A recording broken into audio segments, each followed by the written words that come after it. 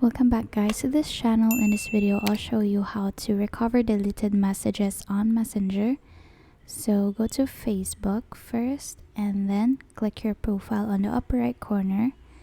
Scroll down until you see settings and privacy, and then go to settings and then go search for download,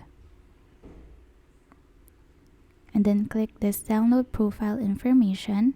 Click request to download. You can download a complete copy, but if you only want messages, go select a type of file. So check messages and then click next, and then just click submit request,